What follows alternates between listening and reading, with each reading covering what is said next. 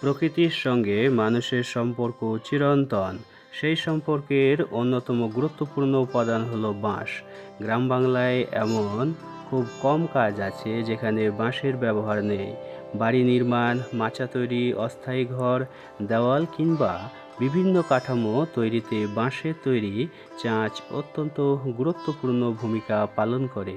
আজকের এই ভিডিওতে আমরা দেখব শুরু থেকে শেষ পর্যন্ত কিভাবে একজন দক্ষ কারিগর বাঁশ নির্বাচন, কাটা, চেরা, মাপ নেওয়া, কাঠামো তৈরি এবং ফিনিশিং করে একটি মজবুত ও টেকসই বাঁশের চাঁচ তৈরি করেন। এই ভিডিওটি শুধু একটি কাজের প্রক্রিয়া নয়, এটি গ্রামীণ দক্ষতা, ঐতিহ্য এবং পরিশ্রমের এক বাস্তব চিত্র। যে কোনো কাজের আগে পরিকল্পনা খুবই জরুরি। কারিগর প্রথমেই নির্ধারণ করেন চাঁচ কোথায় ব্যবহার হবে, কী আকারের হবে, কতটা শক্ত হওয়া প্রয়োজন, কতগুলো বাঁশ লাগবে। যদি বাড়ির দেওয়াল তৈরির জন্য চাঁচ তৈরি করা হয় তাহলে বড় ও শক্ত কাঠামো দরকার, আর যদি সবজির মাচা বা ছোট কাঠামোর জন্য হয় তাহলে তুলনামূলক হালকা চাঁচ তৈরি করা হয়। ভিডিওতে দেখা যায় কারিগর বাঁশ ঝাড়ে গিয়ে বাঁশ বেছে নিচ্ছেন। চাঁচ তৈরির জন্য 2 থেকে 3 বছরের পরিপক্ক বাঁশ সবচেয়ে ভালো। কচি বাঁশ নরম ও দুর্বল হয়, অতিরিক্ত পুরানো বাঁশ সহজে ফেটে যেতে পারে। কারিগর বাঁশের রং, গঠন এবং শব্দ শুনে শক্তি পরীক্ষা করেন। নির্বাচিত বাঁশ কেটে কাজের জায়গায় আনা হয়, এরপর বাঁশ পরিষ্কার করা হয়। ডালপালা কাটা, গিঁটের অংশ সমান করা, বাইরের ময়লা পরিষ্কার করা। পরিষ্কার ও সোজা বাঁশ ব্যবহার করলে চাঁচের কাঠামো আরও সুন্দর ও মজবুত হয়। কারিগর চাঁচের দৈর্ঘ্য ও প্রস্থ অনুযায়ী বাঁশ কেটে নেন। এই ধাপে দরকার মাপের দড়ি, দা বা করাত, সমানভাবে কাটা দক্ষতা। সঠিক মাপ না হলে পুরো কাঠামো বেঁকে যেতে পারে। চাঁচ তৈরির জন্য 2 ধরনের বাঁশ দরকার: মোটা অংশ ফ্রেমের জন্য, সরু ফালি বাঁধাই ও জাল তৈরির জন্য।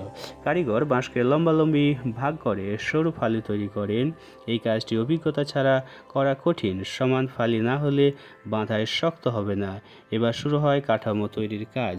4টি মোটা বাঁশ দিয়ে বর্গাকার বা আয়তাকার ফ্রেম তৈরি করা হয়।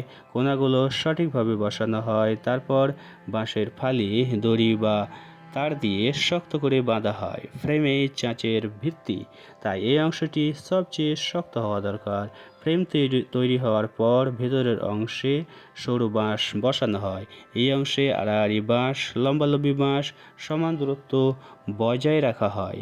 এই জাল কাঠামো চাঁচকে অতিরিক্ত শক্তি দেয় এবং ভার বহন করার ক্ষমতা বাড়ায়। সব বাঁশ বসানোর পর প্রতিটি জোড়া পরীক্ষা করা হয়। যদি কোথাও ঢিলা থাকে নতুন করে বাঁধা হয়, অতিরিক্ত ফালি যোগ করা হয়, অনেক সময় ক্রস সাপোর্টও দেওয়া হয়। শেষ ধাপে বাড়তি অংশ কেটে ফেলা হয়, ধারালো অংশ মসৃণ করা। পুরো কাঠামো শুকানো ভালোভাবে শুকালে চাঁচ দীর্ঘদিন টেকসই থাকে এবং পোকামাকড়ের আক্রমণ কম হয়। বাঁশের চাঁচ বিভিন্ন কাজে ব্যবহৃত হয়: মাটির ঘরের দেওয়াল তৈরি, ছাদ ঢালাইয়ের সাপোর্ট, সবজির মাচা, পুকুর বা খামারের কাঠামো, অস্থায়ী ঘর বা শেড নির্মাণ কাজে ছাঁচ হিসাবে গ্রামীণ জীবনে এর গুরুত্ব অপরিসীম। বাঁশ একটি দ্রুত বর্ধনশীল গাছ। এটি পরিবেশের ক্ষতি করে না। প্লাস্টিক বা লোহার পরিবর্তে বাঁশ ব্যবহার করলে পরিবেশ রক্ষা করা সম্ভব। এই কাজ অনেক গ্রামীণ পরিবারের আয়ের উৎস। স্থানীয় বাজার, নির্মাণ কাজ এবং কৃষিক্ষেত্রে বাঁশের চাঁচের চাহিদা সব সময় থাকে। দেশীয় এই শিল্পকে সমর্থন করলে গ্রামীণ অর্থনীতি আরও শক্তিশালী হবে। একটি চাঁচ তৈরি করতে সময় লাগে কয়েক ঘন্টা থেকে একদিন। এই কাজে দরকার ধৈর্য, অভিজ্ঞতা, শারীরিক পরিশ্রম, নিখুঁত হাতের কাজ। এটি শুধুমাত্র একটি পেশা নয়, একটি ঐতিহ্য। একটি সাধারণ বাঁশ থেকে শুরু করে একটি মজবুত ও ব্যবহারযোগ্য চাঁচ তৈরি, এটি প্রকৃতি ও মানুষের মিলিত সৃষ্টির এক অসাধারণ উদাহরণ। আমরা যদি এই ধরনের দেশীয় ও পরিবেশ বান্ধব পণ্য ব্যবহার করি, তাহলে একদিকে পরিবেশ রক্ষা হবে, অন্যদিকে গ্রামের কারিগরদের জীবনযাত্রার মান উন্নত হবে।